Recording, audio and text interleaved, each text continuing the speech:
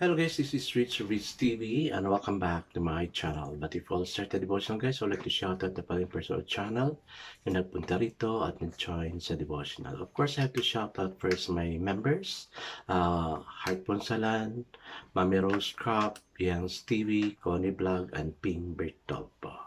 And then shout out na rin kay Liwa Coteco, Anthony Balmoria, Friends Shandog, Will Lawrence Chonco, Nathaniel Abilia, Micaela Lazaro, Mary Jane Ispares, Ashley Moreno, Trixie Claire, Kim Caso, Neil Bisnar, Alan Llagas, Kyle Dawajas, Dale Ramos, Lirian Lobitos, Kim Lago, Hart Ponsalan, Mami Rose, The Yans TV, Connie Blog, Pimbert Tolpo, Retro Blog, Michael Aburita, Foreman's Work, Lincoln Studio, SSCTV of Korea, and to those who did not join us during the premiere but still nagpunta pa rin dito para manood at makinig sa devotional.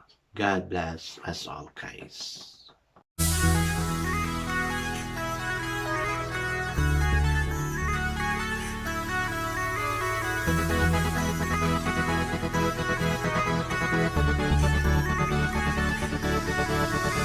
Rich TV, where you heard it, number one is on the top.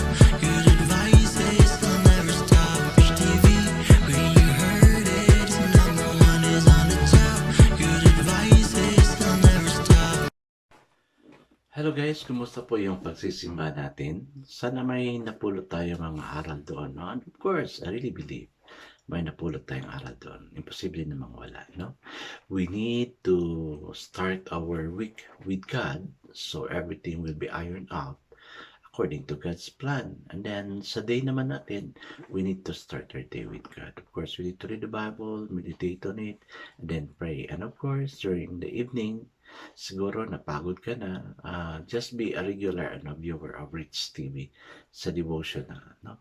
Bago tayo matulog. So we could also gain a good night rest and gain another strength for tomorrow's activity. Yan talaga yung parting words ko sa inyo lagi, di ba? Sana we will learn through this devotional. Yes, let's now proceed to our devotional. Let's open our Bible to Psalms chapter 19, the whole chapter, no? So there are 14 verses, and this is for the director of music. This is a psalm of David. Still guys, I'm using the devotional study Bible because the words used is so simplified na maintindihan talaga natin. Okay, the word of the Lord in Psalms 19 says, "The heavens declares the glory of God, the skies proclaim the work of His hand. Day after day they pour forth speech, night after night they display knowledge. There is no speech or language where their voice is not heard. Their voice goes out into all the earth, their words to the end of the world.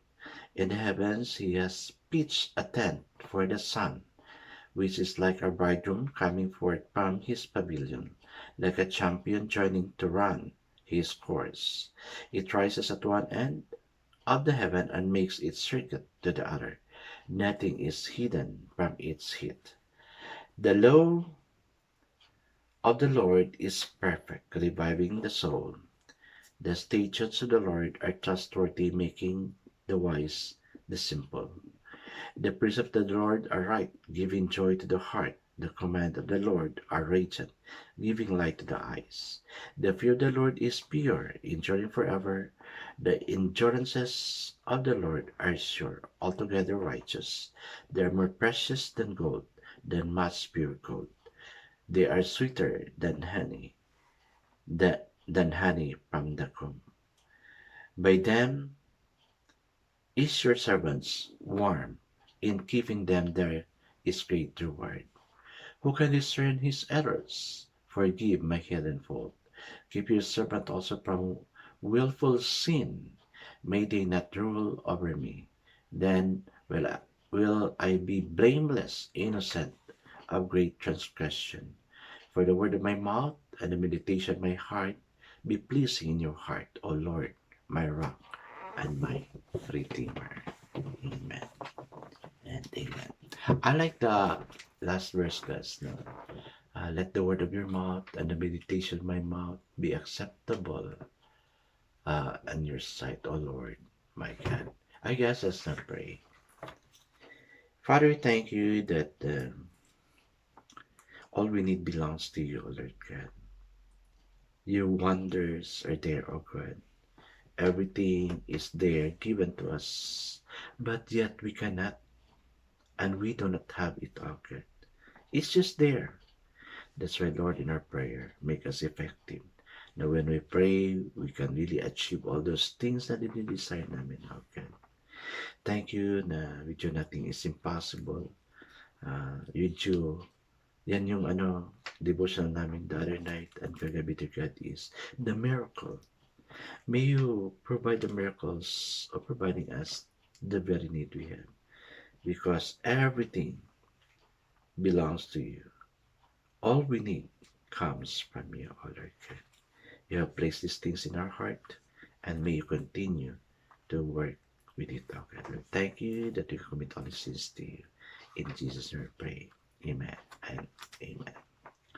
The focus version for this evening, guys, is found in Psalms 19, verse 7. It says, "The law of the Lord is perfect." So the title of our devotion for this evening, guys, is All That You Need. My beloved Shabby looking Bible rest on my bedside table. It is everything to me. I've drawn encouragement from its stories of people who faithfully followed God.